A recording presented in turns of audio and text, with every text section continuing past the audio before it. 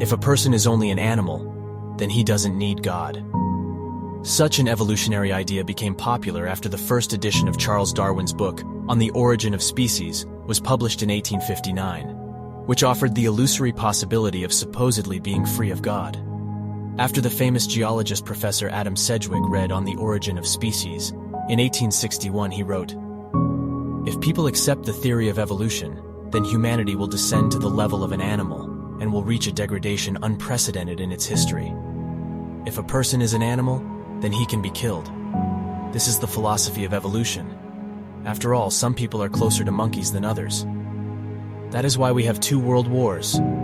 All massacres, genocides, and famines followed an ideology that treated people like animals. Thus, in 1907, well-known magazines proved that the pygmies of the Congo are ape-like creatures.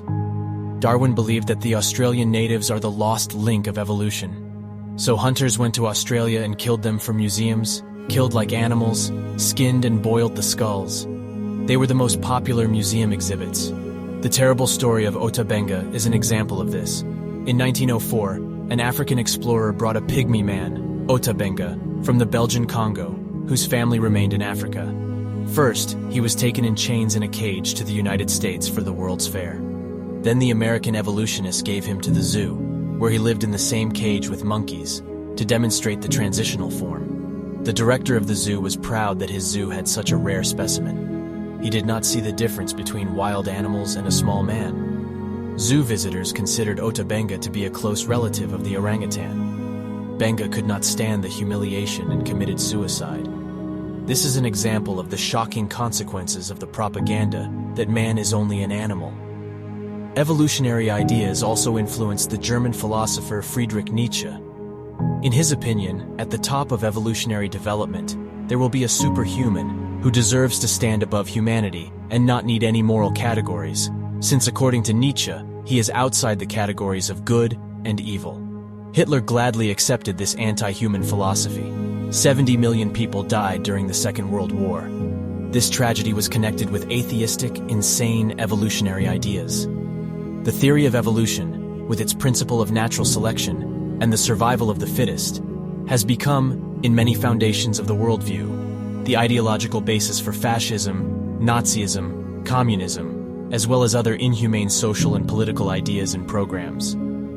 The introduction of this terrible idea into the public education system has led to an increase in the number of crimes and suicides among young people since the 1960s. After all, an atheistic, godless upbringing was actually introduced. And today we stand on the threshold of the end of the world, from a nuclear apocalypse. Therefore, we need to repent and begin to study the many scientific facts and discoveries that indicate that the Creator created our Earth about 6,000 years ago. For example, the creation of the world as a result of the Big Bang contradicts the first and second laws of thermodynamics, which state that matter and energy do not arise from nowhere and have no possibility for self-organization. There is a war in Ukraine, and we see how big explosions destroy civilization and kill. Saying that an explosion generates life is madness. Entropy shows that matter always tends towards chaos and destruction. This is very clearly seen in the abandoned houses in the bombed-out villages and cities, which are completely destroyed within a few years.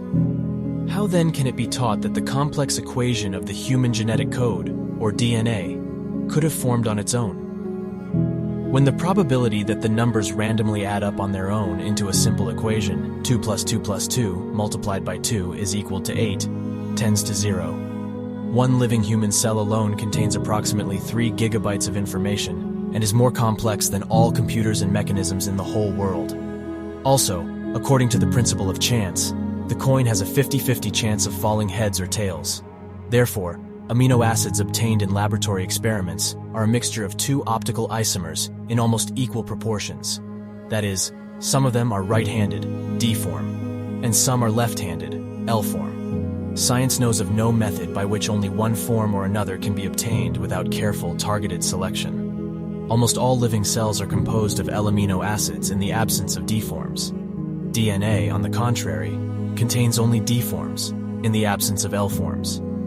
This is completely contrary to the 50-50 ratio, which is formed by chance. Scientific research has shown that in the world around us, Only an intelligent being can compose any cipher or code.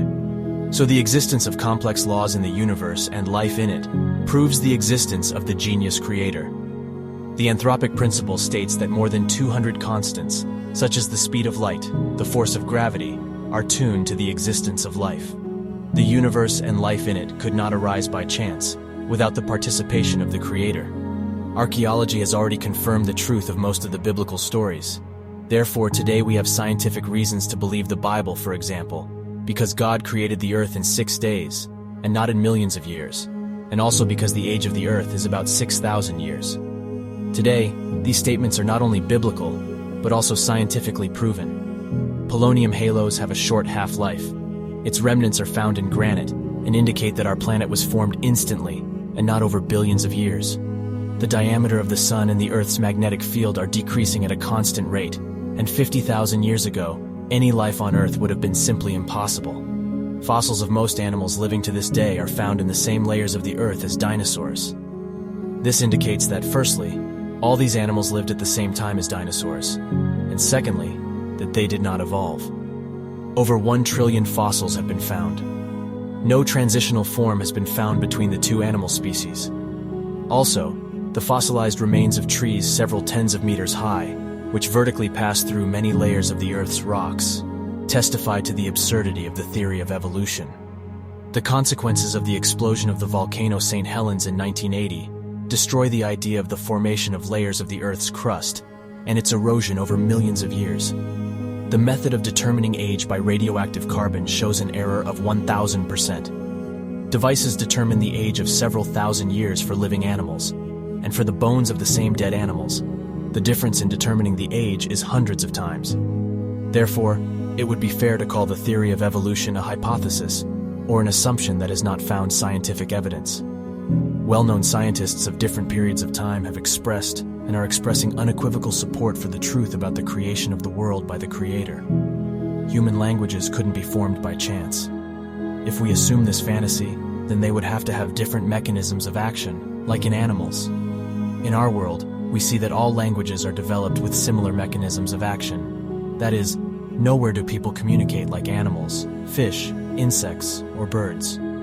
One of the main objects of criticism of evolutionists is the Bible. They still lie as if almost everything recorded in the Bible is myths and legends.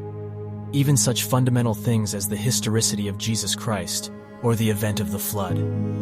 Although everyone knows that we live from the birth of Christ, when new calendar starts counting years as AD, and such ancient historians as Tacitus, Josephus Flavius, Lucian, Clement of Rome, Irenaeus of Lyon, Julius Africanus, Tertullian testify about Jesus as an outstanding personality.